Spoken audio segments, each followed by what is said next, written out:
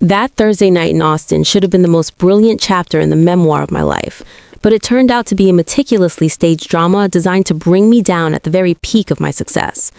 I sat in the truffle and red wine-scented atmosphere of Terzo, the most upscale Italian restaurant in the city, idly turning my brand-new executive director card between my fingers, savoring the sweet self-satisfaction of someone who had just reached the six-figure salary and executive authority at a leading tech corporation. When David and Beatrice walked in, I ignored the sharp business instincts that should have warned me when I saw them together. I simply assumed David had stopped to pick up my dreamy younger sister on the way. I excitedly launched into a monologue about the promotion, the massive bonus, and plans to move into a more luxurious downtown loft. But my enthusiasm was met with a calculated silence. Suddenly, Beatrice, the younger sister who had long lived off bailout checks from our parents, placed her hand on the back of David's hand, a possessive, power-laden gesture that made my blood run cold. She looked straight into my eyes without a trace of remorse and dropped the nuclear bomb. "I'm pregnant, Marina, and it's David's." Before I could even collect myself, she deliberately adjusted the diamond necklace around her neck, the one I thought had been stolen last month, and smiled as she said David had given it to her to thank her for making him feel like a real man. David sat there, shedding every ounce of his usual polish, confessing that they had been sneaking around behind my back for 3 months, starting on the very night of my birthday. Instead of apologizing, they looked at me expectantly, hoping for a screaming fit or smashed plates so they could play the victims of love. But at 29, the pride of a female executive would not allow that. I denied them that satisfaction. I simply stood up slowly, placed a $100 bill on the table to cover the wine I had drunk, stared coldly and contemptuously at the husband who had betrayed me, and the sister who had stabbed me in the back, and walked out into the cool Austin air, knowing that this battle had only just begun. Beatrice never wanted to become me. She only wanted what I had without paying the price in sweat. While I worked relentlessly to earn my MBA and put in 80-hour weeks at corporations in Austin, Beatrice used her looks and our parents' indulgence like an unlimited credit card. She graduated in graphic design, but considered showing up to work on time an insult to her artistic soul. In truth, she saw my success as a glitch in fate, a cosmic injustice she believed she had the right to correct by taking away the things I loved most. That night, after leaving Terzo, I didn't go home to cry or smash things. I drove straight to a 24-hour cafe, opened my MacBook Pro, and logged into the family iCloud account, something Beatrice had lazily continued to share with me to save a few dollars a month. That was when I realized this betrayal wasn't a moment of weakness on David's part, but a carefully planned campaign. In Beatrice's hidden photo folder, I found things that made my blood turn icy. Not just provocative selfies she had sent to David, but covert photos of my entire tax records, bank statements, and even the ownership contract for my apartment. More grotesquely, Beatrice had created an Excel spreadsheet. Yes, the sister who had never managed to pay an electricity bill on her own had created a spreadsheet to analyze my net worth. I read the messages they had been sending each other since December. Beatrice had coached David on how to manipulate me into feeling guilty for being too busy with work, pushing me to compensate him with money and divs. Their objective was crystal clear. Wait for the moment I received the promotion decision and the stock bonus, RSUs, worth hundreds of thousands of dollars, then strike the killing blow. They calculated that under marriage law, a child on the way would be a get-out-of-jail-free card, allowing them to seize half the apartment and extract a massive amount of child support from my new $16,000 a month salary. Looking at the screen, I saw the photo Beatrice had taken of my diamond necklace with the caption she sent to David. "Soon, my love, everything she has will be ours. I won't have to live in this awful rental apartment anymore." Beatrice's envy wasn't just about wanting a man. She wanted to drain my life force and my achievements to sustain her own laziness. But Beatrice had forgotten one thing. I am a commercial executive, and in my world, fraudsters always pay a price far higher than the profit they expect. The next morning, David didn't come home to apologize. He showed up like a debt collector, accompanied by a young lawyer who looked cheap but ambitious. David casually poured himself a cup of coffee from the expensive machine I had bought and placed a stack of documents on the table.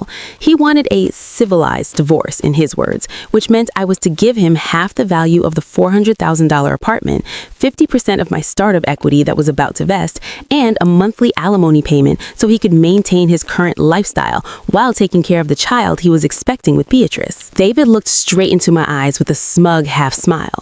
Marina, Texas law places great importance on the rights of the child. You earn $16,000 a month, and I'm just the car salesman. You can't let your sister and your child live in poverty, can you? As it turned out, David hadn't just cheated, he had secretly withdrawn $30,000 from our joint account to invest in a shady crypto scheme at Beatrice's urging, and when that exchange collapsed, he was left drowning in debt. Their plan was to use this divorce as a perfect exit deal to wipe out his debts and start a new life. But David and Beatrice made a fatal mistake. They underestimated the risk management instincts of a businesswoman. I picked up the phone and called Helena, my closest friend and also a true shark among divorce lawyers in Austin. When Helena walked into the room with her gleaming leather briefcase, David's expression shifted slightly. I slowly pulled out the prenuptial agreement we had signed 4 years earlier, the very document David had once dismissed as nonsense paperwork for the rich before signing it carelessly to prove that he loved me not for my money. Drafted by Dr. Williams, the agreement not only stipulated complete separation of assets, but also contained an extremely strict infidelity and reputational damages clause that David had completely forgotten. David, I said, my voice as calm as if I were reading a quarterly revenue report. This clearly states that any assets formed from my personal income before and during the marriage are my separate property. And more importantly, because you violated the fidelity clause and fathered a child outside the marriage, you are not only entitled to not a single cent of alimony, but you are also required to repay the $30,000 you unlawfully withdrew from the joint fund within 30 days. At that moment, I watched the confidence on David's face crumble piece by piece. His lawyer began flipping through the agreement in panic, sweat beading on his forehead. David was no longer the triumphant, unfaithful husband. He suddenly realized that he had personally slammed shut the door to the gold mine he and Beatrice had painstakingly plotted to exploit.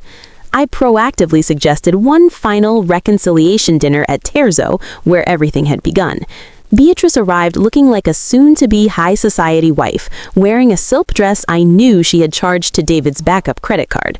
David tried to regain his confidence, believing his lawyer had found a loophole in the prenuptial agreement. As the appetizer was served, Beatrice started rambling about how they should renovate the spare bedroom in my apartment into a nursery. I took a sip of wine and calmly interrupted her. That apartment will be listed for sale next week, Beatrice, but don't celebrate yet. The entire proceeds will go directly into my personal trust account, which is protected by the separate property clause in the agreement. David's face turned ashen when I slid another file across the table. And here is evidence from a private investigator. You didn't just cheat, David. You used my company's name to guarantee a personal loan of $200,000 to invest in cryptocurrency. That is financial fraud. If you don't sign the unilateral divorce papers and relinquish all claims immediately, this file will be sent straight to the Travis County District Attorney's Office tomorrow morning. The clatter of a fork hitting the porcelain plate rang out sharply. Beatrice turned to David, hoping he would deny it, but his trembling silence said everything. She suddenly realized she hadn't just taken a rich man from her sister, she had saddled herself with a debtor standing on the brink of prison. 6 months later in Austin, our lives followed two completely opposite trajectories, like a law of physics on the conservation of value. Everything they stole from me had to be repaid with their own ruin. One morning, as I was preparing to fly to Zurich to assume the role of regional managing director with an income exceeding $300,000 a year, I received a video call from my mother. She was in San Antonio, in a dilapidated trailer park, where David and Beatrice had ended up after the bank foreclosed and David lost his job at the BMW showroom. Through the screen, I saw Beatrice, now pale and exhausted, holding her newborn, screaming at David for not having enough money to buy diapers. When Beatrice noticed me on the screen, she rushed forward, crying and begging me to lend her $5,000 to pay the electricity bill. I simply adjusted the collar of my high-end shirt and looked at her with complete composure. Beatrice, I taught you about net worth a long time ago. It's a pity you only like adding other people's assets, not creating your own. Love is love, right? Then use that love to keep each other warm through this winter. I ended the call and stepped into the car where Daniel, the man who had helped me rebuild trust through the sincerity of a gifted architect, was already waiting with 2 first-class tickets. I left my parents a separate fund solely for the medical care of my niece Sophia, on the condition that David and Beatrice would not be allowed to touch a single cent of it. I had reclaimed everything, my dignity, my assets, and most importantly, the freedom of a woman who would never allow others to define her worth. Sitting on the balcony of my new apartment in Zurich, looking down at the clear blue Limit River, I realized that David and Beatrice's betrayal was not the end of my life, but a brutal yet necessary purification. Many people ask me how I could be so cold toward my own family. Here is what I want to say to anyone standing amid ruin. We love with our hearts, but we manage our lives with our minds.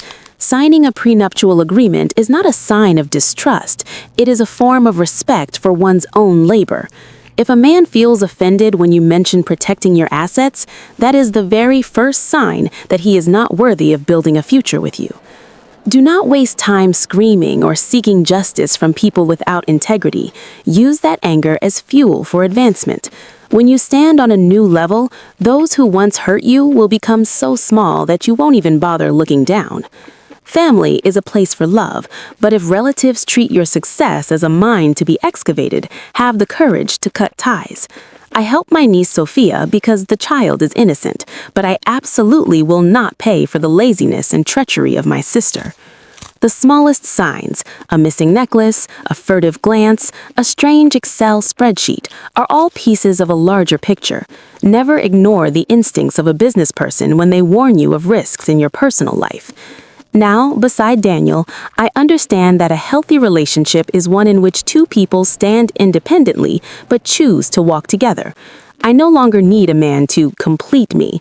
I only need someone strong enough to stand next to a successful woman without feeling overshadowed. Life may throw the worst scripts at you, but you are always the one holding the pen to write the ending. Do not be a victim in someone else's story. Be the CEO of your own life.